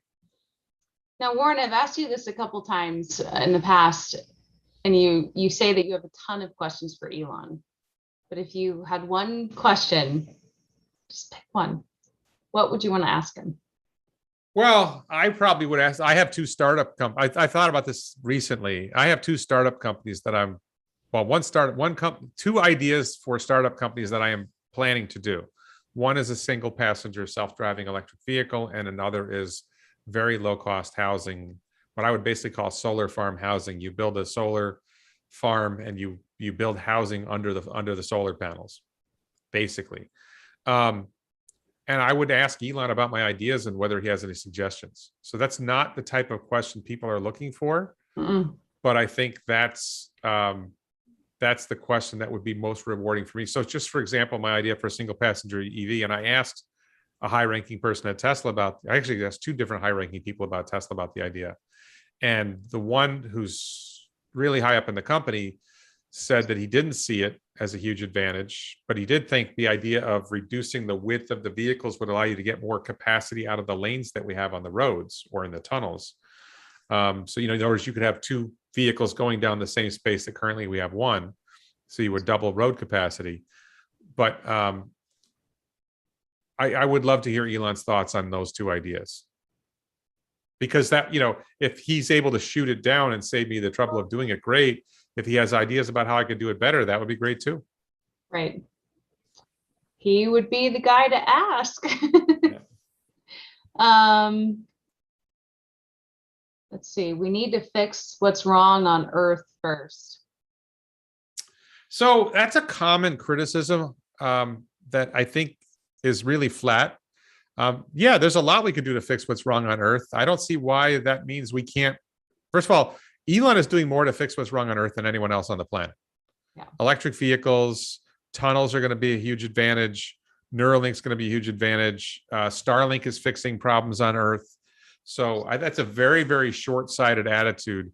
And the practical reality is, if you don't think far enough in the future, you don't realize this. At some point, a large rock is going to fall from the sky and hit the Earth and potentially wipe out all life as we know it, or close to it, or destroy human civilization. If you look at the record, the fossil record, if you look at the record of Earth's history, it happens about every 100 million years, and we don't know when we're next. And the one thing we can do to preserve the light of consciousness, to preserve human civilization, is if we can get humanity off of this rock onto a different rock, off of Earth onto Mars and beyond, ideally. Then if some cataclysmic event hits Earth and destroys human civilization, if we have a self-sustaining and growing colony on Mars, then humanity survives and the light of human consciousness is not extinguished. And then ultimately we need to go beyond the solar system, because at some point our sun is going to fail and we're going to need to get out of the solar system. So if we don't take steps to get past that great filter, then we won't. And eventually the light of human consciousness will be extinguished. And if you believe that humanity is a good thing, I think there's an open question about it, but I tend to believe that overall humanity is a good thing, consciousness is a good thing, then it's very, very short-sighted to say we shouldn't do it. We absolutely should. And it's such a process to even get this started. And here's another thing. We can argue about what we need to do to fix what's wrong on Earth till the cows come home. But what we can see is when SpaceX is doing amazing things, when they are launching rockets, when they do Falcon Heavy, when they do these, when they land rocket boosters, it is inspiring. One of the things that we need to advance as a civilization is to have children and young adults motivated to learn about science and learn about engineering. And we can end up, I'm sorry, this is going to be a little inappropriate maybe, but we can end up with a world filled with gender studies majors, which is not going to, I'm sorry, it's not going to advance human society. It's not going to improve our technology. Or not even gender studies majors, just people that want to be TikTok stars. How about that? Or YouTube stars. Well, you know, YouTube's okay. I'm just saying, there are people who, if you go down to Starbase and you see what they are doing, if you go to Tesla and you see what they are doing, if we do not inspire people to pursue math, science, engineering, then we're not. I mean, watch the movie. If we watch the movie Idiocracy on the drive across the country, watch the movie Idiocracy. We need people who are motivated to do great things with engineering and science and going to space. And just the idea, look, I read science fiction as a kid. I watched science fiction movies. We are now living in an age where science fiction is becoming reality. And that is wonderful. That is awe-inspiring. It is something that makes life more worth living. Right. If you think life is all about arguing over who gets this piece of the pie on Earth, then you're missing out on the potential to grow the pie. Sorry, I went on a rant there, Ellie. Okay. There's just so many questions. William Dye says, I'd love a single passenger EV if it was cheap and could fit in my existing garage space.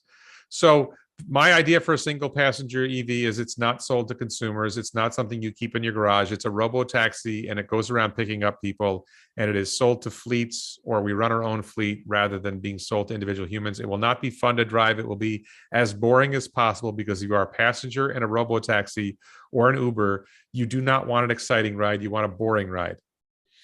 And that's something that's really hard for people to wrap their heads around. I don't know how to pronounce it. Goak? He says, in my opinion, getting to Mars and setting up a colony is much harder than Elon thinks. He is usually off with his estimates, takes much longer, even if possible. He is usually overly optimistic. Can I take that? Take it away. So I think people don't understand why Starship is important. I'm wearing my Starship t-shirt, elonbits.com if you want to check it out. People don't understand why Starship is important, and I want to explain it fairly briefly. Before SpaceX, it cost about $10,000 or more to launch a kilogram into low Earth orbit. By reusing the booster on Falcon 9, SpaceX has basically gotten the cost of launching a kilogram to orbit down to $1,000 instead of $10,000. With Starship, it is a monster difference because Falcon 9 saves money because you don't throw away the booster. You reuse the booster. And so you don't have to, way Elon puts it is, imagine if you were going to fly from New York to LA and at the end of the flight, the plane fell apart on landing after you got out of the plane. And then they had to build a new plane for the flight back. How much would the tickets cost? Right. So if you can reuse and rapidly reuse the rockets, so Starship, the idea is not only to capture the booster, but actually to return the second stage and reuse the second stage. If you're able to reuse both, then you're getting the cost of launching a kilogram into low Earth orbit down to maybe $20 or even $10 if things go really well. So that means the cost of launching a kilogram into low Earth orbit would be less than the cost of sending a kilogram to London from New York, right? And this is a radical change. And this is what enables the Mars colony. This is what enables going to the moon in volume, is if you can launch. So you end up reducing the price of a person's ticket to Mars to $200,000, which sounds like a lot of money. But if you want to launch 1 million people to Mars, it's $200 billion. And there's one person on Earth who will be able to write that check, and his name is Elon Musk. So if Elon wants to build a colony on Mars, and if I'm correct about what's going to happen to Tesla stock, and I'm correct about what the value of Starlink, and I think Ellie and I agree that Starlink is going to be potentially $1 trillion plus company, If these things come true, then Elon's net worth is going to be well in excess of $1 trillion. And Elon will be able to write the check to pay for sending 1 million people to Mars. Right? Yeah. That's the big deal. We can't trust others to get us there. And Elon has set this as his goal. And if everything works out, I mean, I think Tesla becomes a $10 trillion, $50 trillion company, and Elon owns a quarter of the company. So if Tesla becomes even a $10 trillion company, Elon's got 2.5 trillion in stock. If Starlink becomes worth, I think, potentially $5 trillion company, and Elon owns half of that, then Elon's got another couple trillion. Between the cost of the humans and the cost of cargo, you're talking about $1 trillion. So is it harder? Absolutely. Elon does think it's hard. He does not think that a self-sustaining colony on Mars will happen before he dies. He just thinks he can get the ball moving so that we're headed that way strongly, so that it will likely happen. So he's saying by the end of the century, not in 10 years. Right. I do want to say thank you to Zachary Griffin for the fist bump. I'm glad you guys are still commenting and watching. This is pretty cool. Someone asks, what are the benefits of going to Mars, though? I would rather concentrate on things on Earth first to ensure our survival. But I feel like, right, we're talking about going to Mars. Sorry, I just clicked out of the screen. Well, look, here's the other thing. I talked about this already, that if a cataclysmic event happens on Earth and Right. we're all on Earth and we all die. So that doesn't ensure our survival. No. And I do not understand the thinking that, I don't know what you think we're going to do on Earth that's going to ensure I don't think our survival is at risk from anything that we can control. If a large rock falls from the sky and wipes out civilization, there's not much we can do about it here to prevent that I'm aware of. We probably won't even see it coming. So, but the cost, let's suppose Elon spends $1 trillion of his own money to establish a colony on Mars. Well, first of all, it's his money, right? He's earned it. Second of all, $1 trillion, over the course of, let's say, 100 years is pocket change compared to what we spend. How about we just stop dropping bombs on people? How about we stop, like if it was up to me, we would have a demilitarized country. We wouldn't have a military. We wouldn't be spending $1 trillion a year on a military. I say, instead of spending $1 trillion a year on a military, let's spend $1 trillion a year on getting to Mars, or $10 billion a year on getting to Mars. Let's do something. So this is an interesting one. Lin Yen Chin says, I still prefer Lagrange point colonization to Mars. Lagrange points, for people who don't know, are spots in orbit. I believe that I think Lin Yen Chin is probably talking about, I don't know if you're talking about Lagrange points to Earth orbit or Lagrange points to Mars orbit. This is a complicated orbital mechanics thing to explain, but you've got, let's say, the sun, and you got something orbiting the sun. So let's say this is Mars or this is Earth. I think it's about a third of the way on either side are stable orbits where you could launch something and be in a stable orbit. And then you have Earth here, and there's a Lagrange point closer to the sun and a Lagrange point away from the sun. These are stable orbits where you put something in that orbit and they tend to stay there. Mm-hmm. But that might fit with Jeff Bezos's concept of O'Neill colonies. But when you have something that's in orbit, you don't have natural resources to use from the, if you're on Mars, you have natural resources you can mine and use. If you're in a space colony, there's no resources there to use. So I don't think that's as compelling. So she's saying for the Earth Moon orbit, I believe. Earth Moon orbit? I don't know where the Lagrange point would be for the Earth Moon orbit. So I thought we were talking about Mars. So I think there are spots that are relatively near Earth where you could build something, but I'm not sure what the advantages of doing that. I could see advantages of that for science, but I don't know what the advantage of that is for human habitation. Ew, he said Jeff. Jeff who? Yeah, right, Jeff who? No, but that is Jeff Bezos's ideas. We build these rotating colonies in space, and the problem is you have to launch a ridiculous amount of mass into orbit. You have to assemble it in orbit. Right. And it doesn't have natural resources that the people on it can use. So you have to continually supply more stuff to it. Where if you get on Mars and you build a self-sustaining colony on Mars, then the resources on Mars continue to sustain what you're doing. Brian Smith in the chat. Brian Smith is my neighbor and friend who I just took for a drive in my new Model 3 last night. Oh, thank you, Brian. Thanks, Brian.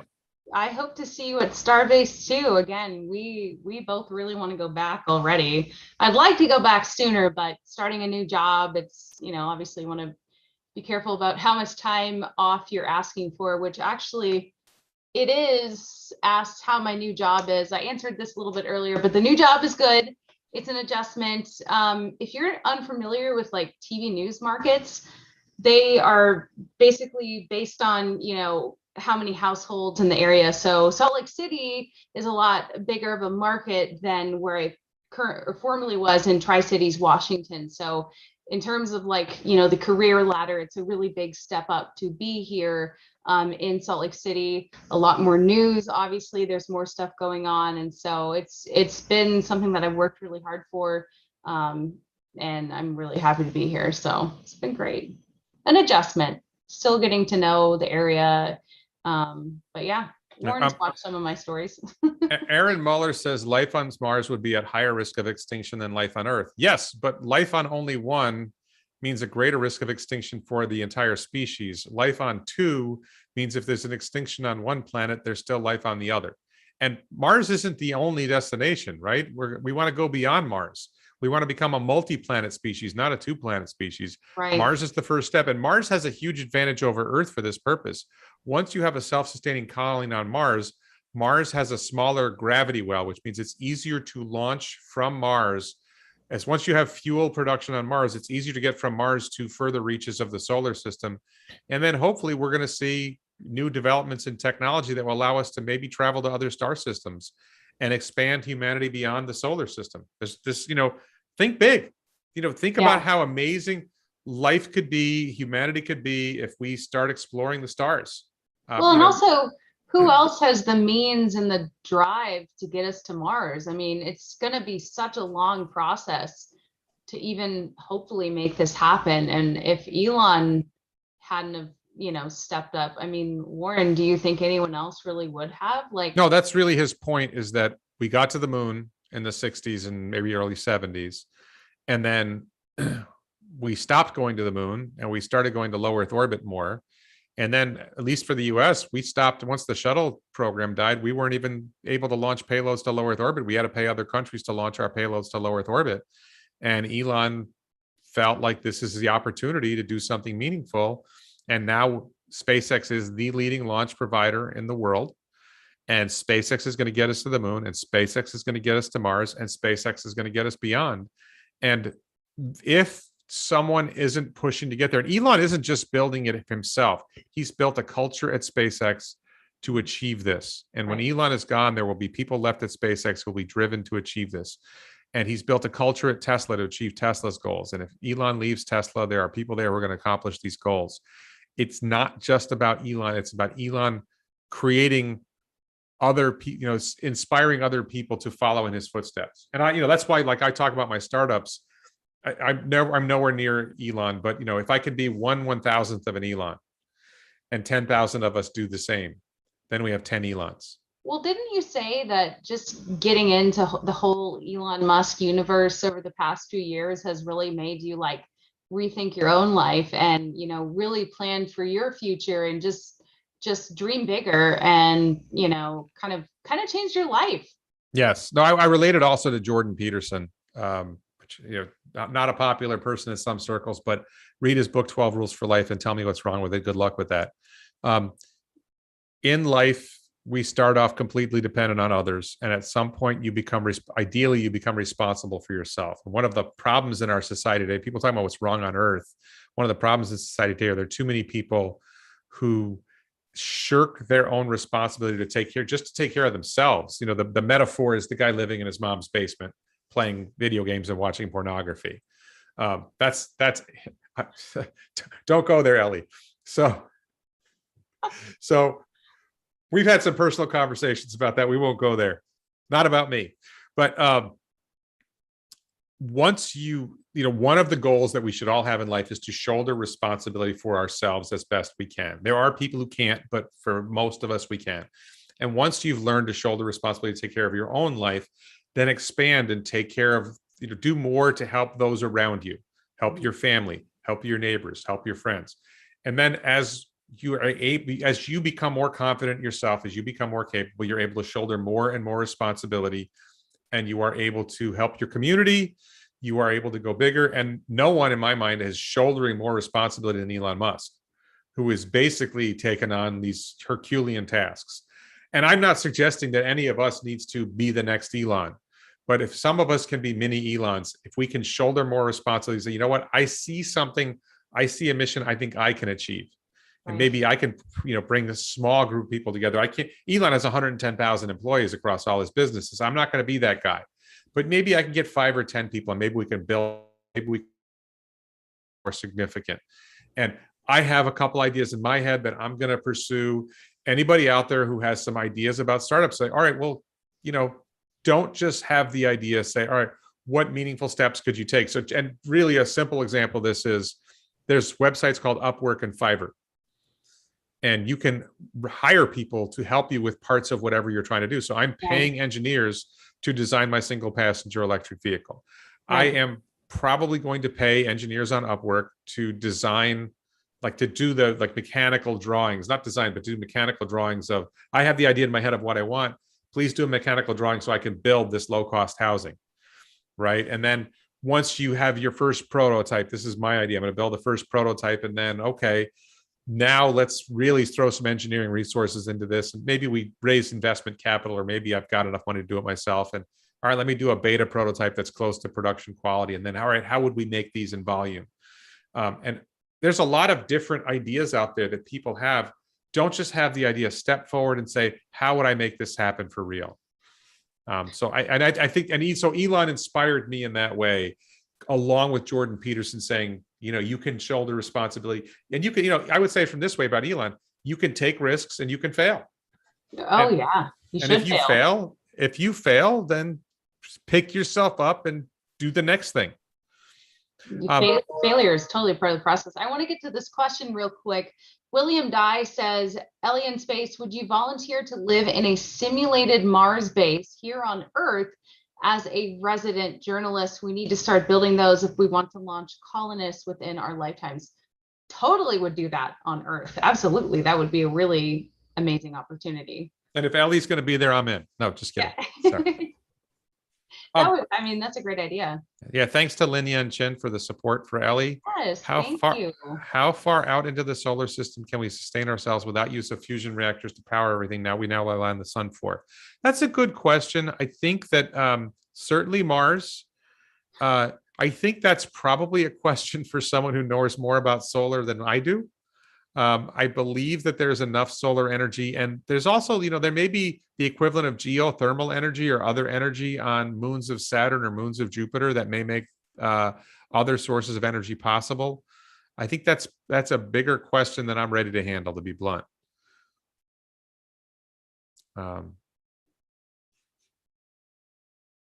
This question I might ask Jonathan McDowell. Lucky Green says Elon works harder than I suspect most of his workers. So my impression is the most intense workers at SpaceX and Tesla are working 16, 18 hours a day, 7 days a week. I think Elon might work 20. I think Elon, he somehow is able to, sleep short amounts and put tremendous amounts of work in. So that's my gut hunch on Elon, is he may work 20 hours a day, 7 days. I think Elon has worked 18 to 20 hours a day, 7 days a week for the past 30 years. And I get annoyed when people say they want equality and they don't think it's fair that Elon has so much money. It's like, all right, let me know when you worked 30 hours, spent 30 years working 7 hours, 18 hours a day, 7 days a week for 30 years. And you don't get to spend, and limits the amount of time you can spend with family. It makes it hard to develop, relationships with women or, significant others. It makes hard to build friendships, your kids. There's a lot of sacrifices that went into Elon's success. And there's a lot of people who try to do what Elon did, or, try to do something similar. And they don't have, usually if you put that much work in, you're going to be somewhat successful, but there's a lot of people who put that work in and don't succeed.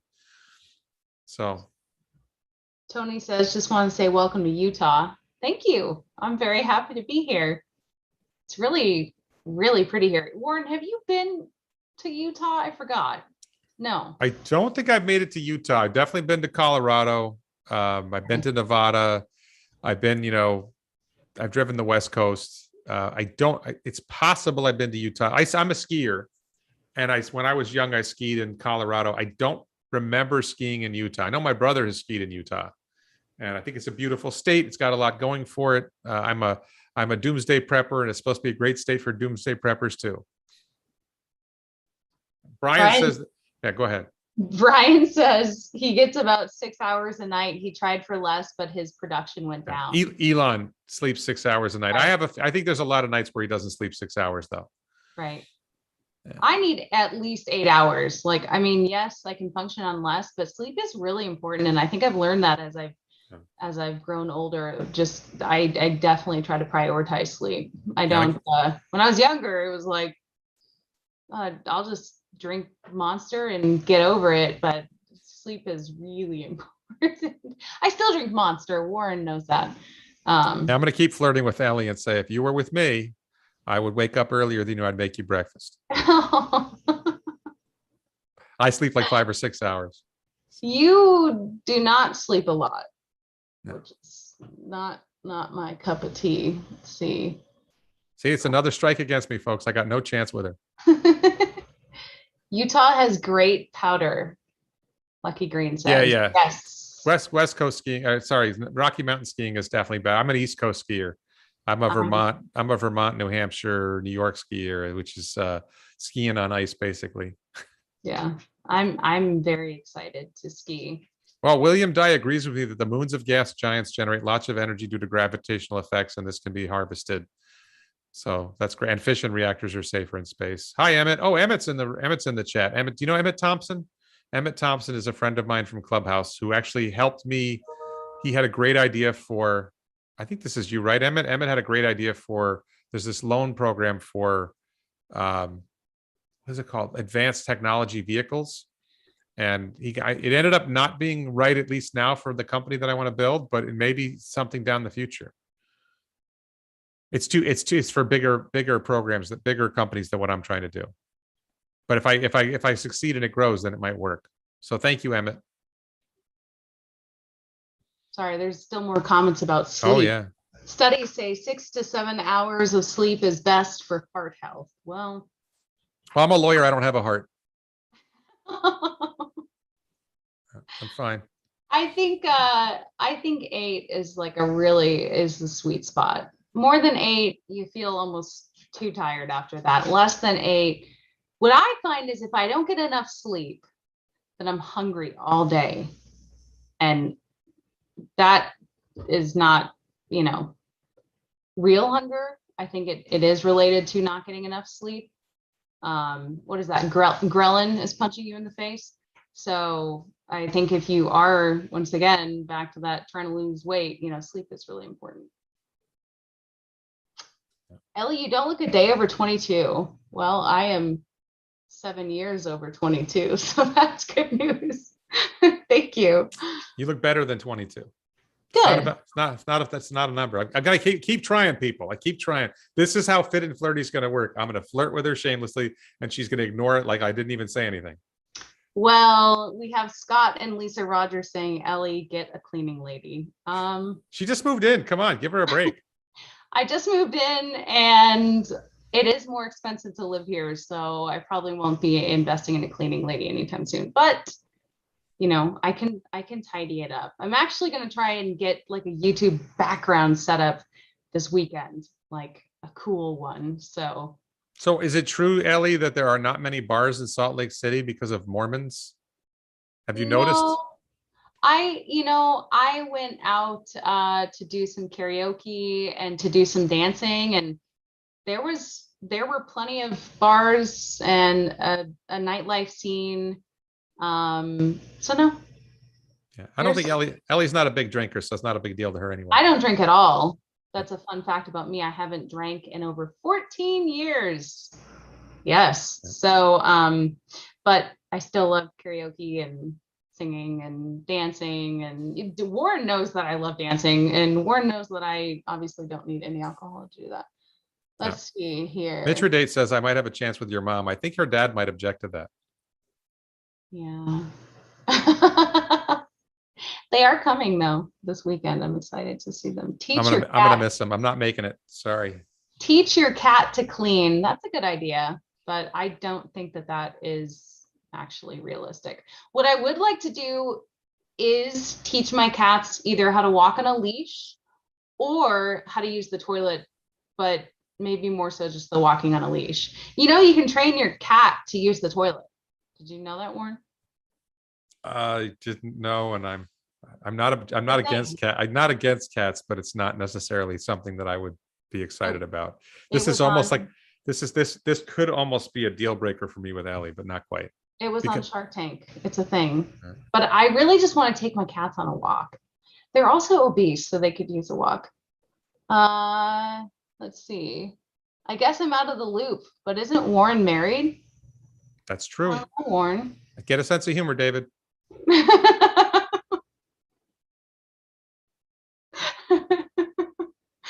Oh man. Let's see. Congratulations on moving the Salt Lake. I think you mean to the Salt Lake. The powder is phenomenal. Alta is my favorite ski area. I am so excited to ski here. I will have to check Alta out. It's like such a big thing here. Such a big thing. You know, I got to tell you, I was on the dating apps for like a minute. I deleted them. I just can't do it. But when I was on the dating apps, everyone's either a climber or like they for sure ski. So if you're not into skiing and you're not into climbing, don't come here, I guess. Would you say that it's a relatively safe city as well? I have this impression that Salt Lake City is probably a safer city. It feels safe. It's very clean. It's known for being clean, I think. And it looks clean. Pretty safe. You know, I mean, one of my first stories here is actually a University of Utah football player was just killed at a house party, and they have not made any arrests in that case. So that's kind of been, you know, you guys, the stuff that I do for my real job is a lot more tragic and heartbreaking. I'm really glad that you guys support this YouTube, because being able to do YouTube is a nice relief from some of the hard parts of the job. But yeah, so that, you know, that was something. I bring that up though just because the residents in that community were like, this type of stuff doesn't really happen here. So yeah, I got a shout out to Warren Waddles, who says this Warren sends greeting to that Warren. A long time ago I met somebody named Warren. He said us Warrens got to stick together because there's not a lot of us. So Warren power. Let's see. Sad story. It was a sad story. Good place to raise kids, Salt Lake City. Yeah, I would bet. Maybe someday. Fingers crossed. Salt Lake City has crime problems, but much less than most major cities. Yeah, I mean it's a big city, but I like it.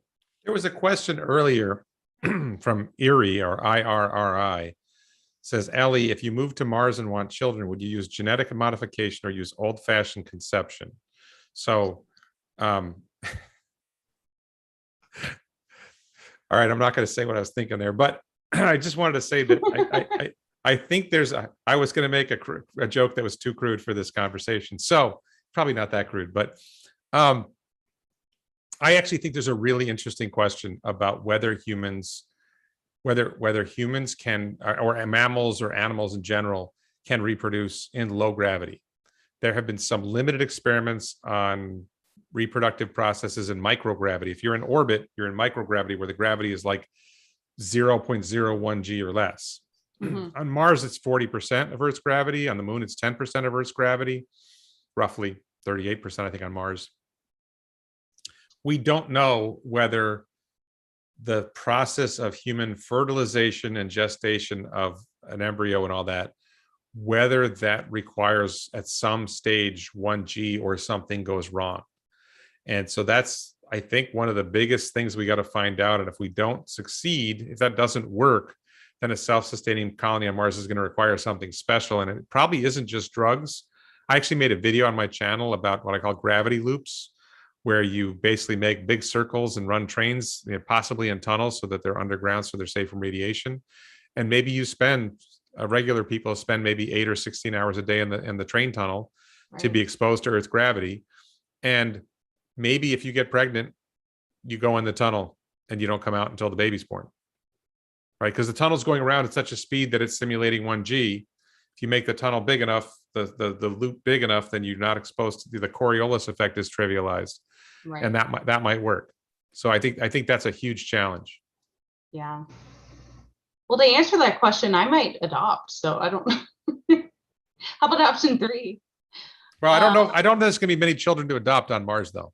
Well, I would adopt here, and then we'd go on our merry way together and hopefully make it. Someone says you won't need the date. You won't need the pill on Mars. I don't know about that. So Gauk says you can create artificial gravity. That's the idea of the gravity loops. Yes, like the movie Snowpiercer, actually kind of like that, but like a mile diameter loop or a half-mile diameter loop. This is an interesting question here from William Dye. What law would you like to see passed regarding orbital space debris remediation? I don't think it's about laws. I think it's about getting the technology so that, first of all, I don't think that orbital space debris is as bad a problem as people think it is. But second of all, I think SpaceX will solve that problem to some degree, because Starship getting into orbit at such low cost enables a lot of technologies that can solve problems like that. But I think people overestimate the problem of orbital space debris. Space is really, really, really big and really, really, really empty. So let's suppose SpaceX puts up 40,000 satellites orbiting the Earth, and they're at different levels, right? If you had 40,000 cars driving, let's suppose the Earth's surface had no oceans, it was all flat, all ever drivable, and you put 40,000 cars randomly spaced on the planet driving around, they wouldn't see each other because the Earth is so big. Well, orbit is that big and a little bit more, and then you have different levels. So there's very, very small amount of stuff in space. So it's not a huge problem, but it is solvable once we're able to minimize the cost of launch. That's a good question. Yeah. Starship vacuum cleaner. So but the problem is that there's so little stuff that you got to find the debris you want to remove. There are old satellites or old launch vehicles that haven't come down yet that you don't have to pick them up. You just have to slow them down enough that they fall into the Earth's atmosphere and burn up. Right. So I do think that some of that will happen in the next 10 years or so. Well, Warren, it has been great to touch base. I just want to recap real quickly. Number 1, got the new Ellie in space shirt. So pretty excited about that. And they buy that where? They can buy that. If you go on any of my videos, you should see like my virtual shelf with shirts. I make like the Dishy McFlat-face shirt, but it should be in that Teespring store. So trying to get more women like interested in my channel, because my demographic is like almost 98% male, which is great, but you're not going to win that battle. But just so people know, my demographic is 95% male, and it probably was 98% male at the beginning. And it's the topics that we're talking about. Ellie, if you did a makeup channel, you'd probably get more women. But I think we've established my makeup is bad in very many people's eyes. But I just wanted to recap, because I know that we've been going here for almost 2 hours. So for the people that didn't get to see kind of the cool Starbase souvenirs, obviously we went to Starbase, we went to Boca Chica for 4 days. It was amazing. I'm working on a longer version of just the entire experience. I did release a video about Rocket Ranch specifically. That video is doing really well. I have, a nod from the owner of Rocket Ranch that it was great coverage. So I don't know, that probably means you should watch it if you haven't already. But some of the cool things that we got to walk away with, we got this sticker with kind of like a rendering of Starship, and it says Gateway to Mars, Starbase, Texas. We got this keychain, remove before flight, and Sam Patel gave us this really cool keychain. And then I have the menu for the restaurant at Starbase, and that's because I got to eat there. And there's some of the menu items. There's what's called a Martian garden, obviously like a salad, kind of creative. Warren, I didn't even show you this menu, did I? No, I saw it. Anthony showed it to me. Oh. Anthony from Rocket Ranch showed it to me. I didn't know what it was. So they do. But I think someone gave me a copy. Maybe it was our friend. Okay, yeah, because there is a copy, but Anthony said he's still never been to the restaurant. I gave that copy again to Sue McLean, who let us stay in Austin. And I just wanted to just really quick. Catman said, I would like to see the Starship bring back Hubble when it's done. I wanted to mention that, I don't know if you saw the interview with Kara Swisher, but Elon said that SpaceX is working with, I think the guy's name is Ron Perlmutter at some university. And it looks like Starship will be launching at least one new telescope into space that will help with astronomy, and maybe more than one telescope. That Starship has such a volume and mass capacity that it's going to be able to improve astronomy in space. So that space-based astronomy is going to be very, very helpful for professional astronomers. So that was really good news. And there's all this criticism of Starlink interfering with astronomy from Earth, and Elon says professional astronomers are satisfied with what SpaceX is doing to minimize Starship reflectivity. And they're in constant communication from an article that I read. Also, that public comment deadline has been extended to November 1st before it was October 18th for, Starship and the public comment period for the FAA. So that was something that I saw just before hopping on this live stream and thought I would tell you guys in real time. Cheers, GXP says, thanks for your enthusiasm. Thank you. We appreciate you. Do you want to address Emmett Thompson's question about what Starbase City will be like and when it'll be ready for people to live there? I don't think Starbase. I don't think it's meant for people. Starbase is a place that you don't live too close to, because when rockets blow up, you don't want to be there. Like, how many people would you say were living in BOCA CHICA Village? 100, maybe? I would say a few hundred. I mean, there's BOCA CHICA Village, and then there were a bunch of Airstream RVs. I would say there were a few hundred people that are living there, and they have to leave when there's a launch. Right. If you can't live within, say, probably 4 miles of Starbase, because when there's a launch, you have to leave. So, and I don't think there's any buildable land, even 10 miles. There's certainly not much buildable land even 10 miles from Starbase. So I think Brownsville is going to get built up pretty significantly. Right. And maybe we could be wrong. Maybe they'll find a way to create some buildable land. Yeah. Warren says, a different Warren, not you. There's no place to build a city. So the city is Brownsville. They'll build up Brownsville. And they'll build up South Padre Island, which is already built up, and they may do a tunnel from South Padre to Starbase. Bevo Byrne, is BOCA CHICA Village all employees? Yes. Yes, absolutely. Which we got to go inside one of the houses. It was pretty cool. It was tiny, but it was enough. No, it was 3 bedrooms. I thought it was reasonable space. They had, decent sized bedrooms and decent sized living space. And I guess I shouldn't say it's tiny. This is tiny. And Emmett says, where's the location all the employees of SpaceX will live? So there's a few of them that live on base, and they probably have to disappear, or they have a safe space they go when there's a launch. And then a lot of the employees live in Brownsville, and maybe some of them live in South Padre Island. As it grows, I expect that there's going to be more employees. I suspect Elon's going to want to try to build some kind of housing for them. That's one of my thoughts for my housing startup, is maybe I build it near Brownsville, and that creates housing for SpaceX employees and others who serve SpaceX. Right. Well, and remember when we were talking to that contractor, he was saying some people come in from Mexico every day and go to work, and then he told us that we didn't need a passport to get to Mexico. I think he's probably right. Oh, let's see. Well, if you think about it, we came through the border checkpoint. They just asked us, are you an American citizen? Yep. All right, go ahead. Yeah.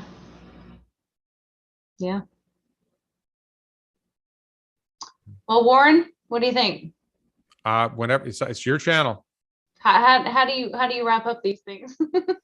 I think you say thank you to the audience for watching. If you if you're going to edit your video at the end and to put in like a you might want to tell people to watch some of your other videos, and I would encourage you to create a name for your merch site, but there's a lot to do. There is. I'm training Ellie on a successful YouTube channel, which is kind of silly because she's a professional video journalist, and she's her channel is growing much faster than mine now. So I think she's doing really good. And by the way, I just want to say this: if you think Ellie's doing really good, if you really enjoy watching her channel, please subscribe. Please help her out with a super chat. People don't know. I think you've mentioned this on one of your videos that people who work in local news do not get paid a lot of money. And Ellie is trying to build a YouTube channel. And if she succeeds at her YouTube channel, then that really helps out a lot. Well, and honestly, if you guys like one of my videos, like let's say you see the Rocket Ranch video and you really like it, please share it. I mean, feel free to put it on your Facebook or tweet about it. Sharing these videos really gets more eyes on them. And again, it's totally up to you, but that is one of the best ways that, we can get more people engaged and watching, is just by sharing the videos. So if you guys really like something, I would encourage you to share it. And I would really, really appreciate that, because it takes a lot of time, especially working a full-time job, to make content and then edit it. And I love it. But I do like to hear that you guys are enjoying the content that I'm making, and I'm always trying to get better. So Ellie is basically Superwoman, because she wakes up in the morning and she goes works out and climbs, and then she works, and then she makes videos. And I don't know, do you have free time? I don't. Some. Well, you mentioned you went out to karaoke or something, so you find something to do. I went out to karaoke before I started my job here, and I actually went alone, which was weird. She's a bold woman. And I sang "Freak on a Leash" by Korn. I don't even know if Warren knows. Does your audience know you sing? I don't know, but I don't even know if Warren, you know that song. No. Okay. No. Well, but I've heard you sing one other song, and I was impressed. So for people who don't know, she's a multi-talented international star. Oh, well, thanks. In the making. Well, thank you guys so much for joining this live stream. I went way longer than I expected, but you guys are still hanging on. Oh, Warren, what's your channel? Oh, my channel is my name, Warren Redlich. If you search for Warren Redlich on YouTube, you will find me, Redlich. I think if you click on I probably have comments in the chat. If you click on it, it'll take you to my channel. I'll put a comment right here. So if you click on my name in the chat, that will take you to my channel. What does your day look like? Man, Monday through Friday, work from like 9 to 6, then go climbing. Yeah. Weekends, climbing, hiking, biking, eating. I just want to say what I took away from this conversation was that you deleted your dating apps, which means there's hope for me. Okay, there isn't hope for me. Fit and Flirty. Remember, folks, we're going to make a series called Fit and Flirty. She's going to get me fit. We are going to. She's going to get me fit. I'm going to flirt with her, and she's going to shut me down every time. You've already lost a lot of weight from when I first started talking to you. Yeah, but you got to get me strong. It's not the weight loss. It's the strength. You got to help me strengthen myself so I can actually do a pull-up without hurting an abdominal muscle. What's your favorite song to karaoke? Usually Sex and Candy by Marcy Playground, or Today Was a Good Day by Ice Cube. I don't really know if that's going to lose me points, but it's the truth. Next show, have Warren flirting with your mom. And I have heard her sing Sex and Candy, and she sings it well. Well, you guys, thank you so much for joining us. We really appreciate it. We've had a lot of fun. And have a great night. Have a safe night, and just keep dreaming bigger. Innovate with extreme urgency, as Elon said. So what you would do is you would end the stream on YouTube first, and then you and I can talk before we're. Okay. How do we? In YouTube Studio. Oh, no. Hold on. She's learning, folks. Yes, Lucky. We need to work on my self-confidence. I tremendously lack self-confidence. That's so true.